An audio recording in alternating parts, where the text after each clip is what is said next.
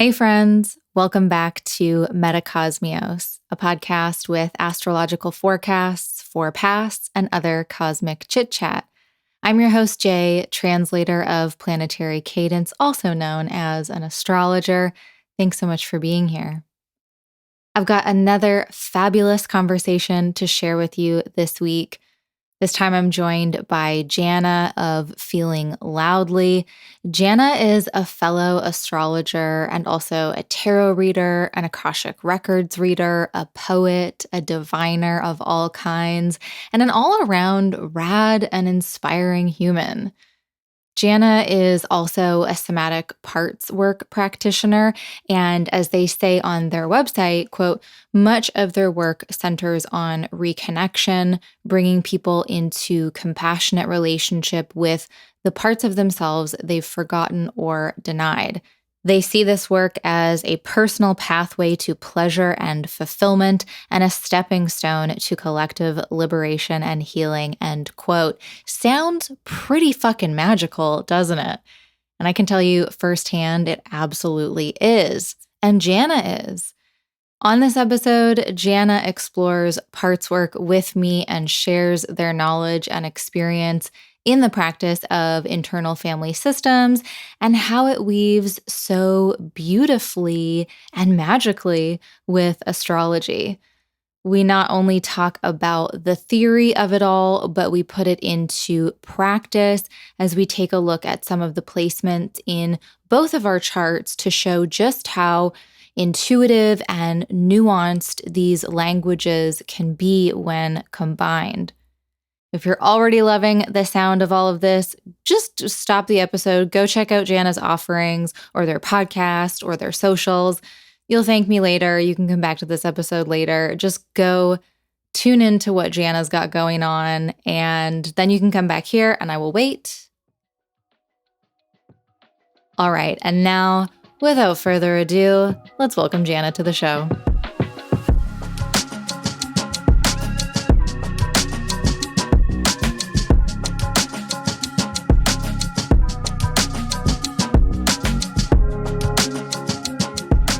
Hey, Jana, welcome to the show. Thank you so much for being here. Hi, Jay. Thank you for having me. I'm excited that you're here. Me too. I've been very excited about this. Yeah, you suggested such a great topic. I would never, ever have thought about it. So I'm really excited to dive in. But before we get into that, why don't you introduce yourself? Like, who are you these days? What kind of work are you doing? What are you feeling passionate about? Yeah. So I am an astrologer. I practice humanistic and evolutionary astrology and kind of like dabble in both waters. I do tarot. I work with the Akashic Records. So I do a lot of divination. And I'm also a writer. I do a lot of freelance writing. And then I'm also a poet. And so I kind of like swim between those mediums a lot. And I also operate a freelance writing and editing and marketing business. And so I kind of like straddle between more, like still have one leg that's kind of in more of like a corporate world, although it's mostly startups. And then the other leg and like 75% of my body is over in astro divination land. And what I'm feeling passionate about, I'm in the process of leading this group experience, going through the major arcana day by day in my Discord and kind of leading this 22-day journey through the majors. And it's really fun. We're on day 6, I think, already, which is kind of wild. And I just love group experiences and journey work and getting to kind of do these experiential astro and divination things. So it's feeling cool. It is so cool. And I've been checking out your podcast episodes, like going through the days. Those have been great. I've only made it to, I think, High Priestess, but I've been enjoying them so much. So cool. Check that out. I'll definitely link it in the show notes. Yeah. Thanks for listening. Yeah, those were spontaneous. So I'm glad they're resonating. No, they're landing. And it's like, it's such I love the kind of organicness of that exploration of you just like kind of picking it up and going with it for the podcast, because it feels Yeah, it feels like I'm along for the journey in a really fun way. I don't know. Yeah. Cool.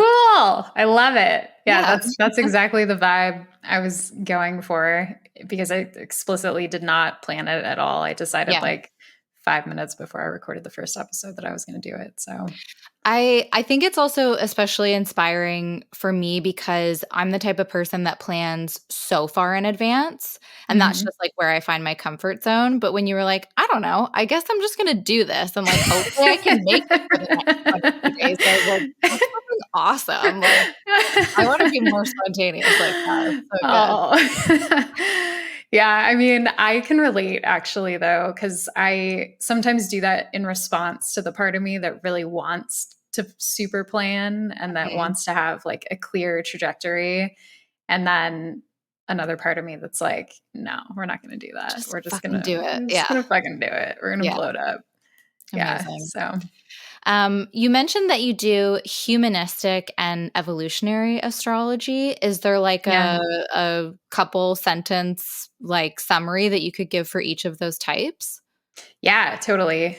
So humanistic astrology is really similar to like psychological astrology in that it's typically a form of natal astrology that's really focused on like weaving together astrological language and psychological language.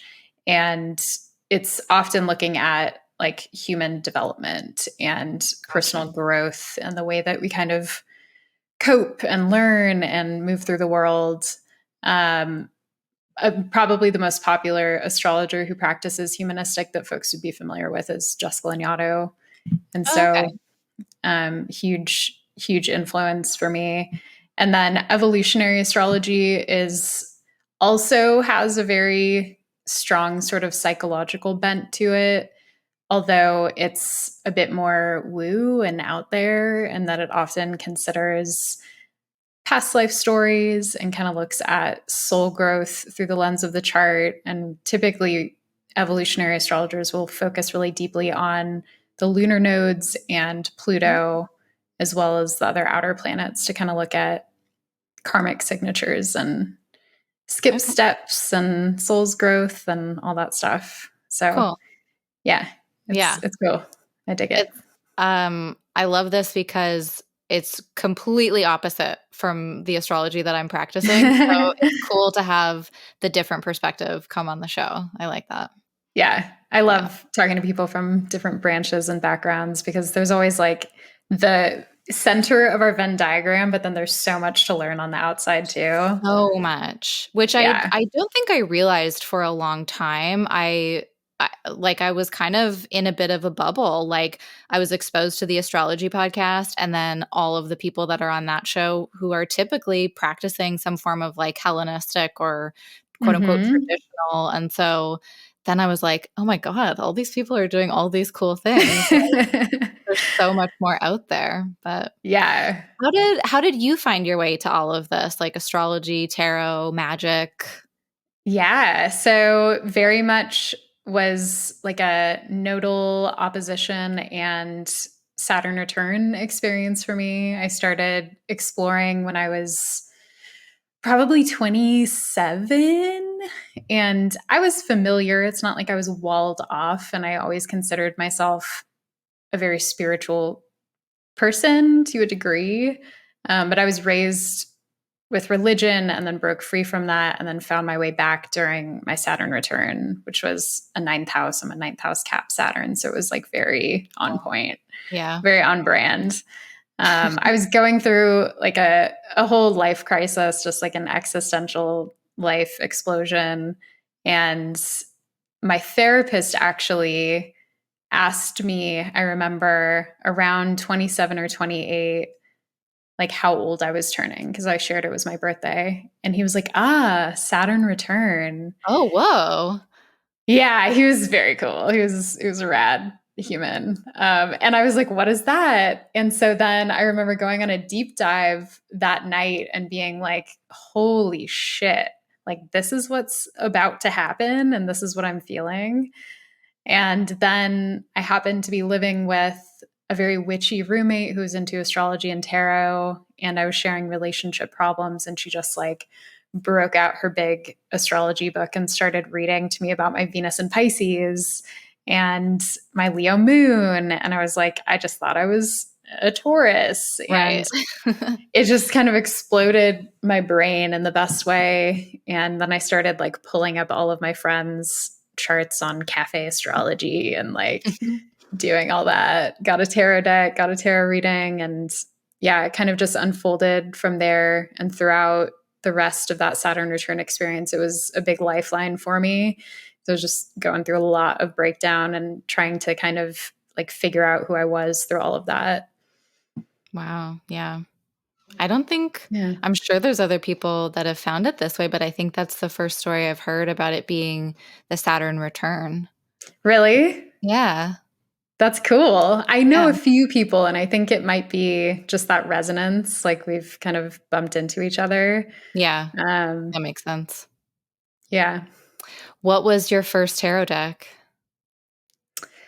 What was my first deck? It was a traditional Smith Rider-Waite. Um, yeah, it was just like the old school Yeah. classic imagery. And then I got the Thoth Tarot shortly after that, which kind of Mhm. rocked my psyche. Um, yeah, so I didn't do it the traditional way where I like started with Smith Rider-Waite and just like learned on it. I was jumping Mhm. between that and Thoth and uh, a Marseille deck and just like All the, mixing my brain up. pillars of the old school astrology. Yeah. Yeah, yeah, which was cool. And I didn't even know what I was doing at that point. I Right. was like, oh, it's different in this one. Okay. Yeah. What was your first deck? Do you remember? It was like a knockoff of the Smith Rider-Waite. Yeah, it was Yeah. like somebody gifted it to me, and I think they were trying their best, but it was very much like a bookstore, like, package with I don't know. I mean, it's still kinda cute, and actually, Yeah. the Lovers card has 3 figures in it, so it's still one of my favorite depictions of the lovers, Interesting. but kinda Yeah. the rest of it is like, I don't really vibe with this," but Yeah. I almost immediately after that, I picked up The Wild Unknown, Oh, I love that and, deck. yeah. I mean, it remains one of my favorites for sure. Yeah. Yeah, Finding a deck that you really vibe with just completely changes the totally. practice. Yeah, Like I felt so stale. I got like a sterile feeling from the original imagery and it just never landed for me. yeah. And then I can't remember which deck it was that kind of blew it all open for me, but yeah, it's magical. I still love the Smith Waite, especially the Centennial, like, the color on it, I think is really nice and, like, calming, Mhm. and I feel like I go to that when I need when I don't wanna be flowery, I don't wanna, like, go into meditation dream I want, like, fucking facts, like, I just want you to answer me. I feel like that is the deck that, like, does not pull any punches with me, Yeah, but for the yeah, most part, I'm like, I want some, like, cute animals and, like" yeah, yeah, for Yeah, sure. Yeah, we all need the friend who tells it like it is, and that's who it is, yeah. yeah, Mhm. totally. It's important. Amazing. Alright, well, we are here to talk about IFS and parts work, internal family systems, yeah?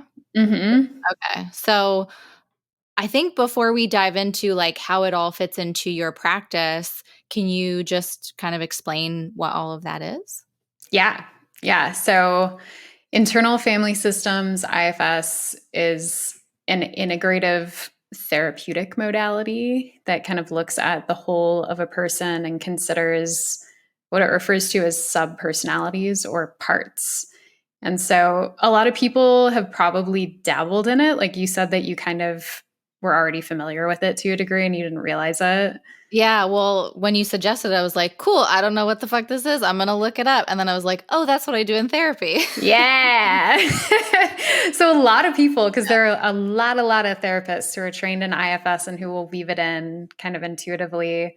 But it originates, it was pulled from older forms of parts work that were more like Jungian and Freudian, Oh, okay. where you considered these different sort of facets of the personality. Yeah, And so there's a whole umbrella term called parts work, and IFS is like one branch of that. okay. in a more like modernized version that was really coined in the 80s by Dr. Richard Schwartz, who's a family therapist.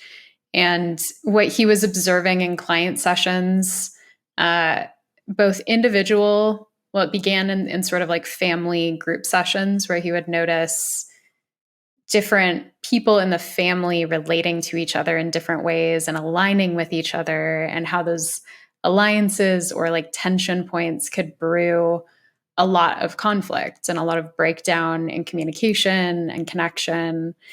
And he started fusing his individual client work with what he was seeing in sessions, because he observed that individual people had sort of like similar dynamics going on within them. And that there were these different parts within them that often seemed like they were in conflict or aligning with each other, or just kind of wreaking havoc and creating self-sabotage. And so he started applying that thought to his work with individuals and started engaging them in conversations with different parts of themselves. And so today, what that looks like in practice is probably what you've experienced, where you'll hone in on like, there's a part of me that's feeling this way, or a part of me that has this thought or this fear or this belief. And then there's an opportunity to connect with that part and to often unburden it of some of the difficult emotions and like the baggage and weight and expectations that have been placed on it. Yeah. And so even like inner child work is kind of a form of parts work or IFS. Right. And we have different parts within us, like exiles, which would be more of like an inner child, usually a very vulnerable part that's sort of been like locked away very tightly in a place so that it can't be accessed in order to protect it. And so those can look like our really, really vulnerable parts. We have managers that step in and often present in a certain kind of way to keep us from experiencing difficult emotions like humiliation and shame. And so for a lot of people, that looks like being like over functioning or really passive or really assertive or like all over the board. And these kind of become things that we associate with our personality, but they can also be these like managerial parts that are trying to keep us safe, essentially. Right. And then there's also firefighters. And so that's kind of the big third piece, is these parts of ourselves that can, especially when we're really triggered or in danger or fearful, can kind of go to like our wildest coping mechanisms that can be harmful to us. And so often when we're looking at like addiction and escapism or like self-harm, that's stuff that kind of involves more of those firefighter parts within us that are like really, really trying their hardest to cope with horrifying circumstances. So Gotcha. that's the spark notes. The manager part is very familiar. Yeah, for sure. Yeah. And like we all have them. For sure. We all humans do. And basically the crux of it is that it's a practice that really helps us show compassion to these parts and to integrate them, and then in integrating them end up identifying more of like what we call our self energy, the part of us that feels really true and authentic, that can express itself more freely and kind of live That's up like to its core energy. the center part of the diagram, right? Like the core self or like the authentic self. Yeah. Exactly. Yeah. I love that. Yeah. How did you come to all of this? Like what was the path that led you to this study?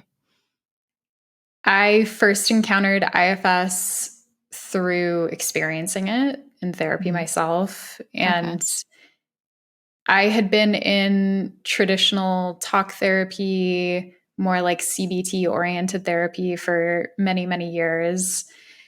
And I noticed like growth and self-awareness, but there were so many things within me that just felt like they wouldn't budge. And when I first started working with a therapist who introduced me to IFS, my mind was just really blown by how powerful it was and how rapid the change was, and Yeah. like the self-understanding, and these parts of myself that were very, very scary to me, or that I carried a lot of shame over, and what in like more spiritual spaces we might call like our shadow, and being able to access and speak to the shadow and often discover that it's like this tiny, sad little like kid wearing like a monster costume within us that has its own needs and desires, but that we often become very fearful of because of the way that it expresses itself in our lives.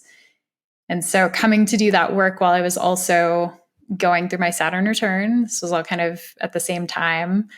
And then when I started practicing astrology, I had maybe four or 5 years of doing IFS personally under my belt. And I just saw an advertisement for Embody Lab, and they were hosting a Somatic Parts Work course with Fran Booth, who's a psychologist. And I enrolled and was like, hell yeah, I want to do this. This sounds awesome. And I spent a summer getting certified and then began weaving it into my client work more. Oh, wow. That's so cool. Yeah. I wasn't sure if you had done any like formal training or anything with it. Like, I mean, I guess I was going to say not that it matters, but I think it does matter to like an extent when we're talking about like Yeah. counseling and stuff, having certain counseling skills. But I know that also like education is kind of kept from certain people. So like I'm kind of open about that stuff. But that's cool. I Yeah. mean, to, you know, find that passion and to then take it to that next step. It's always fun. Totally. Yeah. It was great. And it's one of those things where there are plenty of resources that you don't have to go through a certification process to be exposed to, and a lot of great books out there. But it felt right for me at that moment. And I was at this point where I was like, let's do it. Yeah. I'm gonna go all in. So that was around the same time as your Saturn return, or was that a little bit after? The certification was after. It was in 2022. Oh, cool. Yeah. So, but I had been doing IFS throughout my Saturn return. Right. Yeah. So you had like the personal experience, it was working for you, and then you were like, I can bring this into my practice. Yeah. Yeah. Cause I Uh, was just incredibly in awe over it and was constantly telling people, like, to an annoying degree. People would be like, here's this thing going on in my life. I was like, oh, have you tried IFS? And eventually I was like, I need to just chill out and like maybe go figure out how to talk yeah. about this with people who are interested. Yeah. You're like, have you Yeah. considered that that's the manager part of you? They're like, all right, I get it. Yeah. So Amazing. So how does it fit in with your astrology practice these days? Do you also use it with tarot and like Akashic Records? Is it just something you weave into everything that you do now? it seems like it. And my first reaction was like, no, not really. But the more I think about it, yeah, it really, because similar to astrology, where once you kind of have the language and that framework, it just tends to seep into the way that you see the world. Yeah. It's been similar for me with IFS, and the two systems are so beautiful to use together because astrology is in itself a form of parts work, looking at the planets within us, looking at their Yeah. roles and their functions. And so when I was going through that course, and actually before the course, I remember telling my therapist, like, I want to study this and I want to like figure out how to weave it together with astrology. And it happens so easily and so naturally. And so I began kind of like taking more of that approach in client work. And when we'd be looking at the chart, if someone brought a difficult pattern to me, I would kind of back up and have them engage with those two parts of themselves and then associate it with the planets and kind of what the planets were desiring and what they might be yearning for, needing, feeling, fearing. And in a way, we ended up unburdening the planets within the chart. Mm. And then I also, with my Akashic Records practice, have records readings that are themed according to the planets. And so those are more of like a dialogue with like the archetype as opposed to looking at the chart and Cool. going through it in that more kind of technical way. Mm-hmm. And so that's been really, really powerful because it weaves together the records, which in themselves are very magical, and like working with, again, the archetype and sort of the energy of the planet and not the whole chart. Yeah. That sounds really cool. Readings based on like a single planet and talking with that archetype. I It's mean, cool. you Yeah. go so deep with that. I'm Yeah. sure you do. Yeah. It's really beautiful because people will self-select, right? Like they go onto my website and they're like, I want to do the moon reading. Mm-hmm. And often in the course of the reading, we'll kind of like forget what they came in to talk about, but it's always centered around the archetype and finds its way in and seeps into the work. Um, yeah, so I love it. It's Interesting. cool. Yeah. So so let's just talk about an astrology reading then. Like when somebody books with you, that like the IFS stuff is just kind of woven into what you're going to present in a reading. Yeah. Yeah, pretty much. And it's not that it comes up for everyone. Right. I find that like it's most effective again when there's that sort of tension. Gotcha. And often there is, right? Like we all kind of have tension, Yeah, I sure. guess to a degree. And often that's what people come in, they're wanting help sort of untangling a knot or like figuring out a tricky pattern or something that they're like, I just can't figure this out. I can't budget. I don't know why I keep making the same choices or ending up in the same place or why I can't seem to move forward. And that's the point where we'll typically like ask those parts of ourselves what's going on. And Yeah. I'll share what I'm seeing. Like I'll be a little bit more prescriptive and be like, it seems like there's this part of you that really is desiring connection and safety and to feel seen and held. And then there's also a part of you that's like really craving independence and to feel safe and to feel autonomous. And like I can see how it would be difficult for those two to coexist, but maybe we can find a way to make that happen. And then we'll Right. sort of like explore their needs and ultimately try to create more harmony between those two parts. And usually there's some shared like Venn diagram stuff going on in the center. And so they do have similarities and they do have desires, and it's just about identifying it. I'm curious, like, so in terms of like those tensions that are coming up, my mind immediately goes to like a harder aspect in the chart. Like, so if we're looking at oppositions, squares, maybe sometimes conjunctions. But Mm-hmm. do you notice that you do more of this work with people that have planets in signs where they find difficulty? So like a Mars in detriment or a Venus in fall, Mm. something like that. You know, interestingly, I haven't noticed that they present with more of those issues because Fair enough. I think that every single planet in every sign has like all of those aspects within For it. sure. Yeah. I think that there's a higher degree of sort of like the coping strategies being stronger and like more built in with planets in detriment and then like the tough aspects.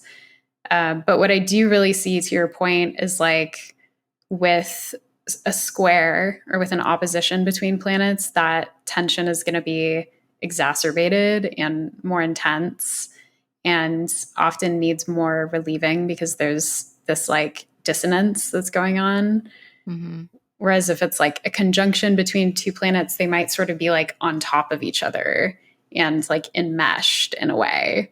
And so that's often like where we really over identify with a certain part of ourselves and have trouble backing away and seeing like, oh, this isn't the whole of me. That makes sense. Yeah. Especially with Yeah, that visual of the planets being on top of each other. And like there's that sight, but it's so fixed, and not fixed as in like the modality, but like so intense just to that one thing. exactly. Yeah. And people with stelliums too. Like that's That makes sense. Yeah. that focus energy for sure. Because there's so much of it. Yeah. Hmm. So, yeah, we can look at my chart, your chart. We can go through some examples, but I'm wondering if, like, off the top of your head, is there a planet that you often see brings a lot of tension, or like a combination of planets or a sign? I mean, Mm, I know like all planets, all signs, they're all going to have their own tensions and their own issues, but I'm curious if there's been a placement or a relationship between planets and signs that has come up more often. definitely. Uh, so the two that come to mind first are the moon and Pluto. Hmm. Those are big hitters for sure. And I think in part because Pluto can bring us into so much shadow. Yeah. So that's often like the scariest suppressed material for people. And then the moon tends to be like the most tender. And so we've had these two things that are scary for a lot of people to engage with, is like the shadowy parts and then also the like very tender, vulnerable parts within us. Right. And I'll often see folks who have Scorpio placements because of the like depth work that Scorpio people are often willing to do. And so they're, Scorpio, they'll Yeah. come Are you in. gonna come on my show and come for Scorpios? No, I'm saying No, this in the I know, best I know. possible Yes. way. Yeah. Like that Scorpio people will come in and be willing to explore the Yeah. scariest Right. parts. Yeah. And so they like I get tons of Scorpio moon clients because Oh, they interesting. they come in and they're just like, let's go.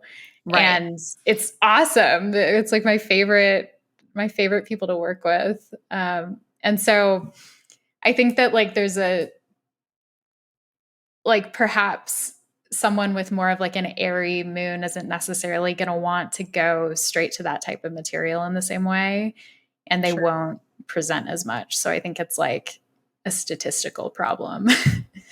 Yeah. Yeah, that makes sense. Yeah.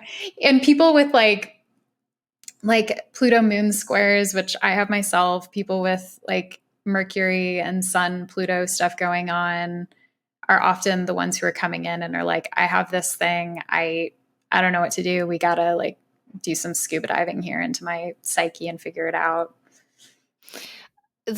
Kind of off topic question. What sign is your Mercury in?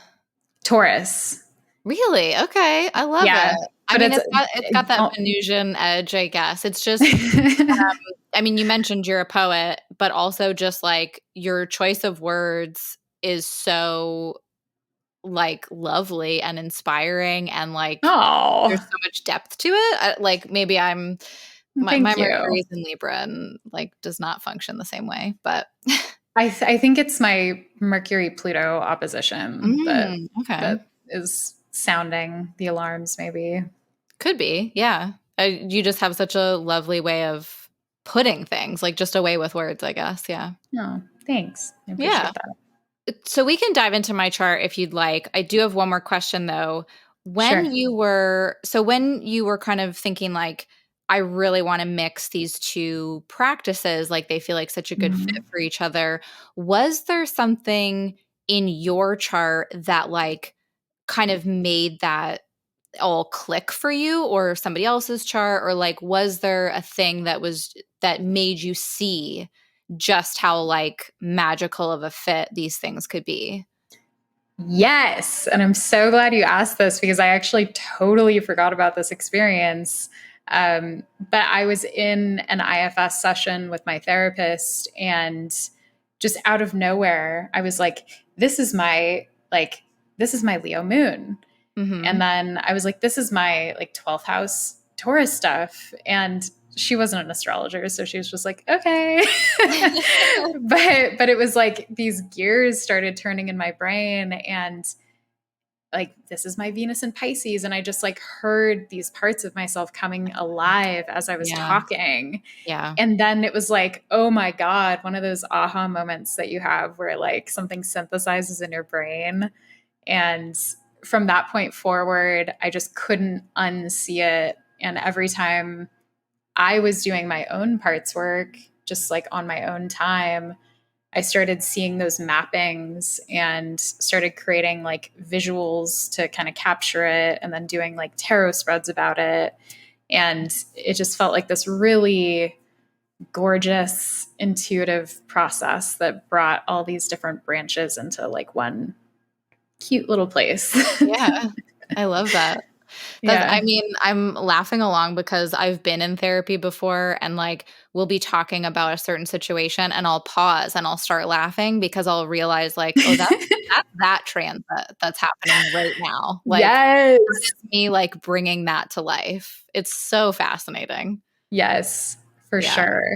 It's beautiful. It's a whole Yeah. other language. I Yeah. know. Ugh, love it. Me Um, too. okay, yeah. So do you want me to bring my chart back up or do you want to just chat about it? We can just chat about it if you want. Sure.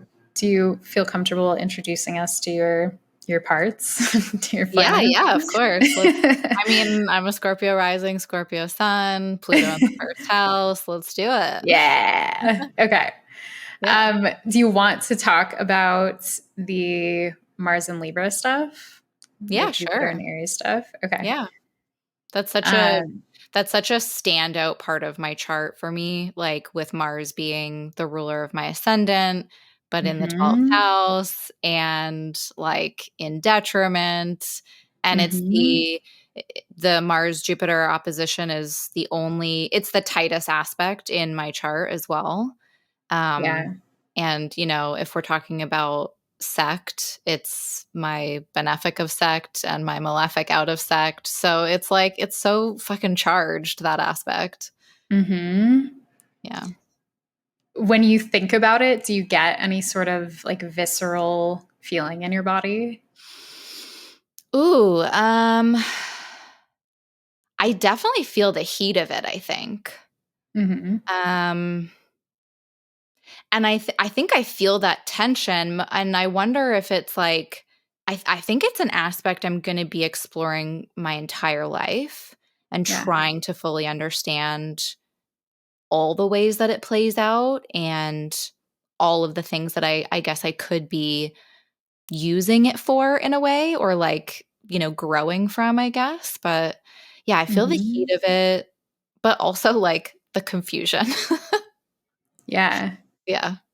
Does the confusion have like a sensation to it, or Hmm. how does it manifest for you? In this moment, I think I'm just feeling that heat from it. Mhm. Yeah, I think that's really the sensation that's coming through. There's definitely Yeah. something like there's like definitely something in the throat area, but like I definitely feel it in my belly as well. Yeah, just Mhm. a heat. Does the throat feel constricted, or Yes. yeah, Yeah. kind of like there's something there, but it's not quite budging, like that Yes. stuck Yes. feeling? But it's like I Yeah. also don't really know what is there, and Mhm. maybe that's like the confusion as well. When you connect with those parts, do you feel a little bit immobilized, or does it feel like you can access them and kind of feel into them and work with them? I think maybe both, and like at different times I'll feel immobilized but also energized, I guess. Mhm. I'm curious about the Mars and Libra in the 12th and how, you mentioned before we were recording that there's the desire for like assertiveness. And Mhm. I won't put words in your mouth, but you said desire for assertiveness, but then also there was the opposite desire to sort of like go with the flow. Is that right? Yeah, and I don't know, maybe that wasn't exactly the right wording either, but it was like I don't know if go with the flow is exactly what I meant. I guess it's more of like I think this is maybe sort of off in another direction. But I think something I'm constantly dealing with is like, where do you draw the line between being assertive and like, or not maybe draw the line, but like, I want to be assertive, but I don't want to be a bitch. And Mhm. also, I really respect anger and I think it can teach us something. But also, I grew up around a lot of angry people and I don't want to be an Mhm. angry person.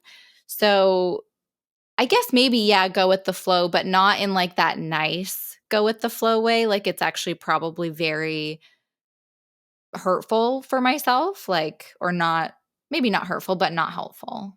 Does that make sense? Mhm. Yeah, it Okay. does. Yeah. It seems like the part of you with your Mars in Libra that desires the assertiveness can get stalled by the fear of like being something that was harmful to you.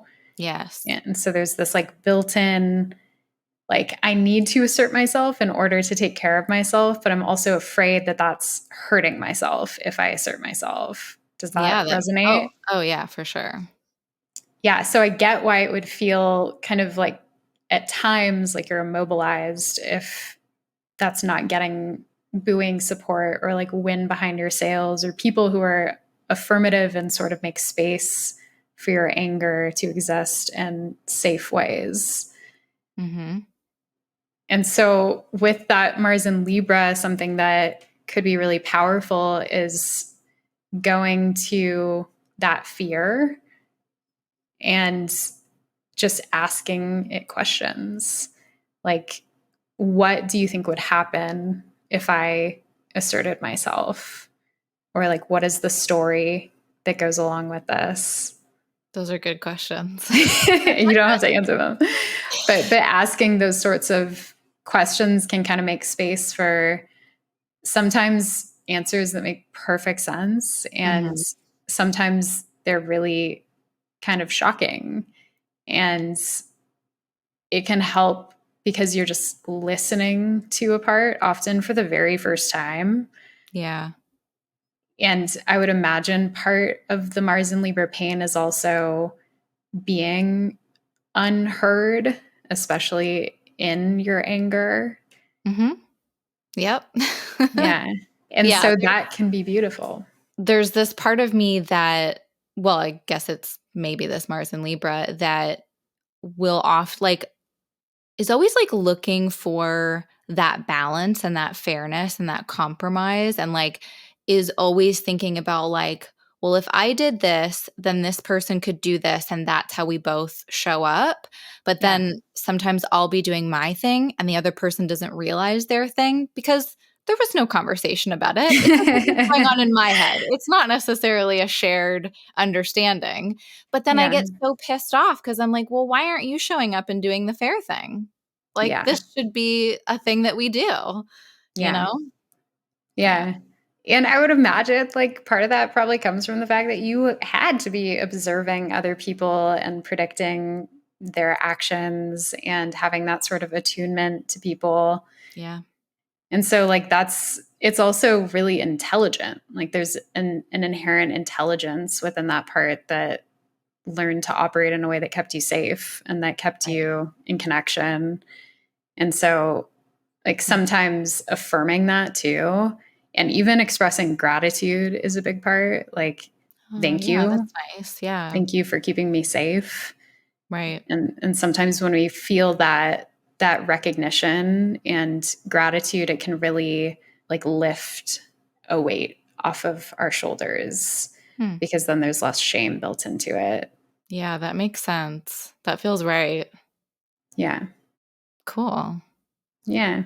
Ooh, I So love this. it's fun to explore. Yeah. There's so much there. Before we recorded, you said, like, it's such a magical thing, and I'm, like, feeling that magic. I love it. Yeah. Yeah. There's something really special about getting to know ourselves and just asking questions. So validating. Yeah. Hmm. And it makes perfect sense now to pair these 2 things, like, just even thinking about, because I know that maybe a lot of astrologers can get not caught up, but once you understand the language and you look at a chart, it's kind of like the whole thing speaks to you in a way, and Mm-hmm. it's difficult to just look at that one thing because it's like, yes, but it's also aspecting this other planet and it's in this house. So that means like there's so Yeah. many different elements, but I think there's so much richness in just looking at that single placement and like, I don't know, yeah, Scorpio shit, diving so deep into that one thing and like really Yeah. understanding it and that being so validating. Like I love what you say about acknowledging that part, thanking Mm-hmm. it, like it is doing something for you, you know, like, Mm-hmm. yeah, that feels really beautiful.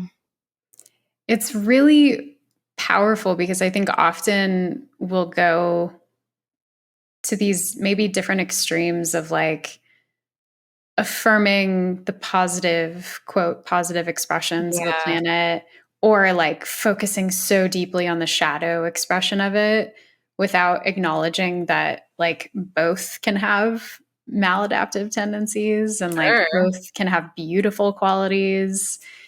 And so I think it adds a lot of nuance um, and to your earlier point about planets in detriment, I've seen that be especially potent for folks with both planets in detriment and planets in and exalted planets, Right. because often we can get into binary thinking around their expressions and not kind of appreciate the nuance that exists within both. And so it can be really powerful for people. That's a great point. It's interesting that I only brought up the detriment placements before because I'm Mm-hmm. I'm very much about like I'm hardcore stan for Mars and Saturn. Like I love the malefics Mm-hmm. so much and I'm more the person that's like that's a lot of Venus and Jupiter. Like let's be careful with that. Like we can Yeah. really go overboard. Like I Yes. don't know. Like I sometimes hear the really nice interpretations of their interactions and of those planets and I Yeah. think it's totally valid, but I'm also like, yeah, but I'm probably going to like eat too much chocolate or something and then like feel like shit. And I mean, Exactly. very basic example, but yeah. No, exactly. Yeah. And with, the prevalence of more like pop astrology Mhm. where it's like Jupiter, Venus, Yeah. and then like fear around like the outer planets and the malefics. Right. Yeah, I think it's really valuable conversation to have. Just the fact that it's not so simple. No, it's really not. Yeah. There's so many different factors and like pieces and yeah. Mm-hmm. Yeah. Yeah. And like I have an exalted Venus in Mhm. Pisces. And so that's like on the flip side, like that's also been the planet in my chart that's probably brought me some of the most grief in my life. And so I always had trouble identifying with like what exaltation meant when I was getting Yeah. to know my chart. And I Right. get it now and I understand, but having that language and that nuance really helped me to unpack a lot of that. I think one of the most helpful things that I've had a teacher say to me is that, you know, let's take Venus in Pisces exalted for example. It's really good for Venus. It doesn't necessarily mean it's good for you, Yes. you know? Like Yes. yeah. Um did you want to talk more about Venus and Pisces and how it kind of relates to the IFS stuff? Yeah, totally. Yeah, so for context, I Venus in Pisces in the 11th house. I'm a Taurus rising and I have a Taurus sun and Mercury. And so it's ruling my Taurus placements and my ascendant.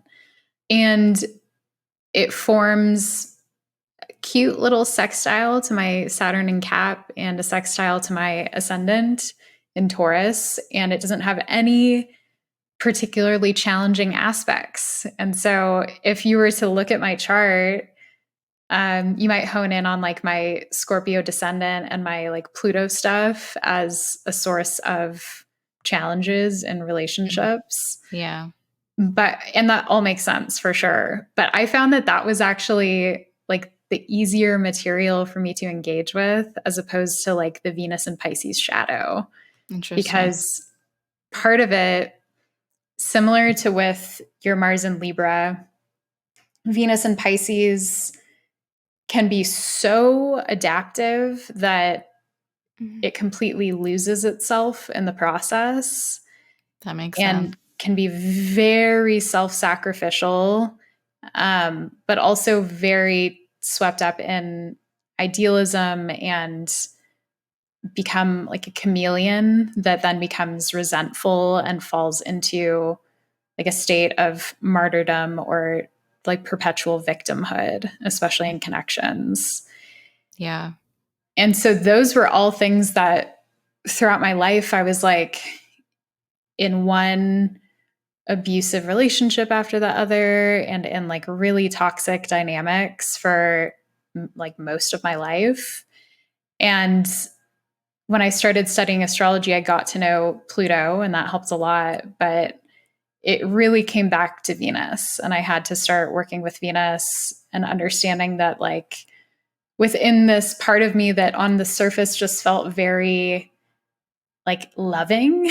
And I was like, I love everyone. I can find something to love about everyone. Like, and it had like a sort of like manic pixie dream girl vibe to it that Oh I my like. God, that feels so Venus and Pisces. I'm sorry to Oh, interrupt, but that's like, completely. what a great explanation. Yeah.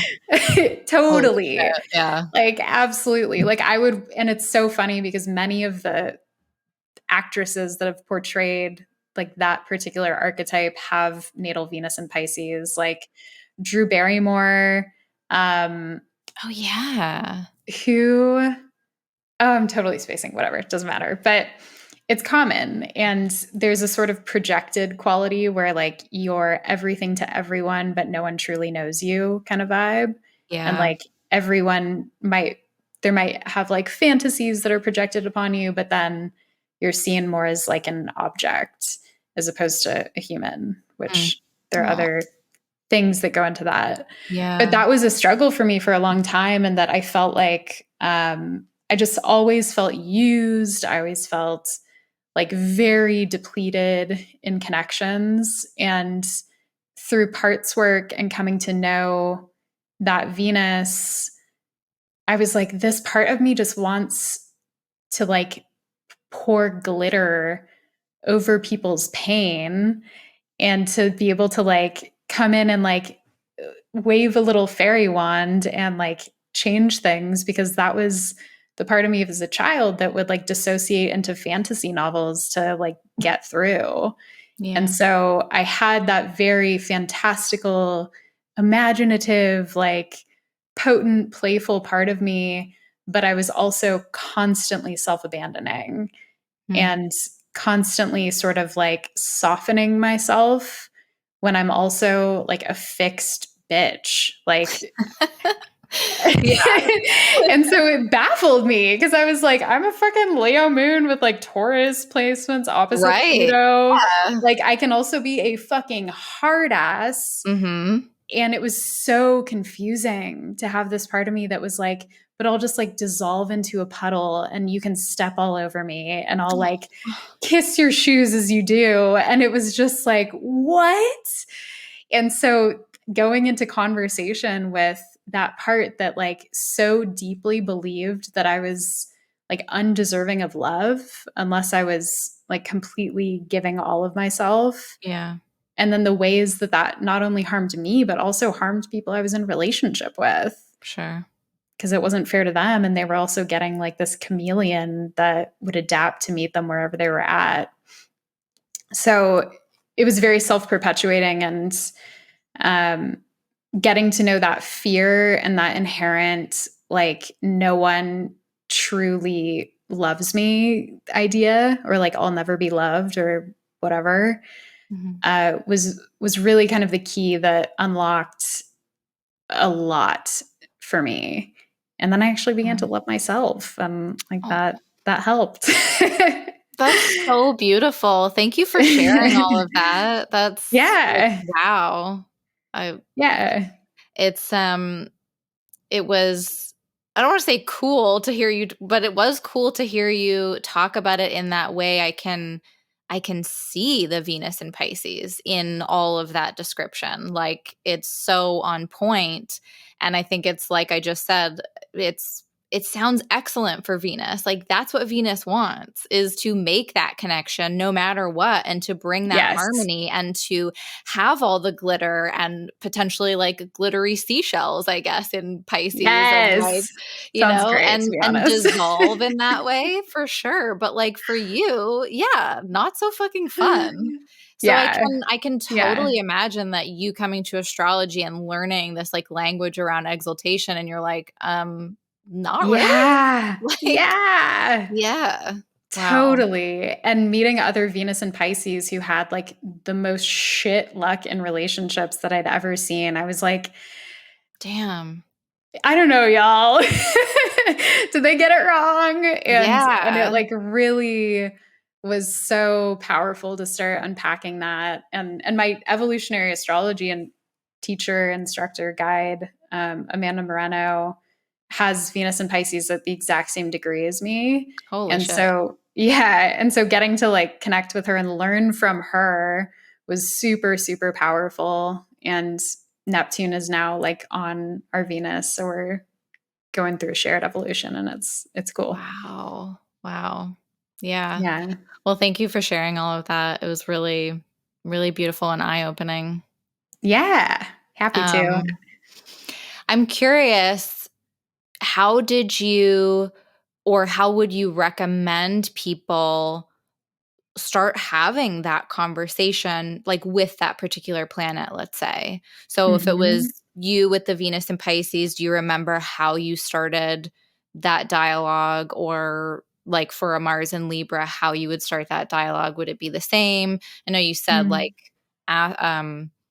ask questions of that fear of being assertive, that kind of thing, but yeah, where would people start? Mm. I mean, aside from a session with you, because that would be first. Yeah, that's cool. Um, well, I think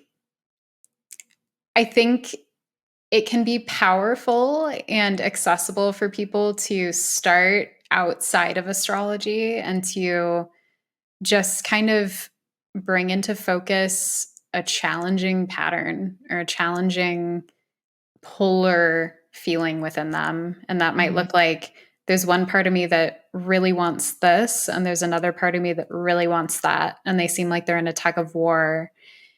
And then instead of getting kind of overwhelmed by that tug of war and just kind of avoiding it or like jumping straight into the fire and siding with this part or siding with that part, it can be really beautiful to just say, like, so there's a part of me that really wants connection, and I'm going to spend some time with this part. I'll come back to the part over here that really wants independence. And like, I promise I'll get to you Right. and you'll have your time too. And facilitating it similarly to how you would facilitate like a conflict between two people. Yeah, that And makes sense. sometimes it helps to give them names and to even like explore who they are and what their identity is. And I just find that inevitably that brings us into contact with a planet. Like Right. it's Yeah. just how it goes. And so if you're an astrology human, you might find in the course of that conversation that you come to see who you're talking to. And maybe it's Mars, maybe it's Venus, maybe it's the moon, maybe it's an outer planet. And it's helpful, I think, to start with just the self attunement, maybe the reverse for other people. But yeah.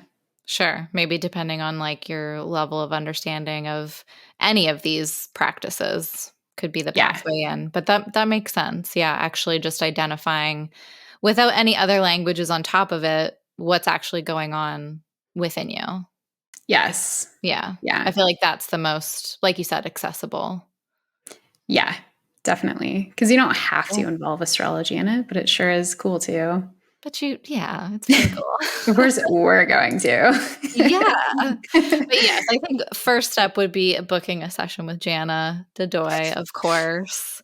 I mean, I would love that. Yeah, especially Yeah. if you have a Scorpio moon, come my way. Let's go. All right, you heard that, Scorpio moons. Let's go.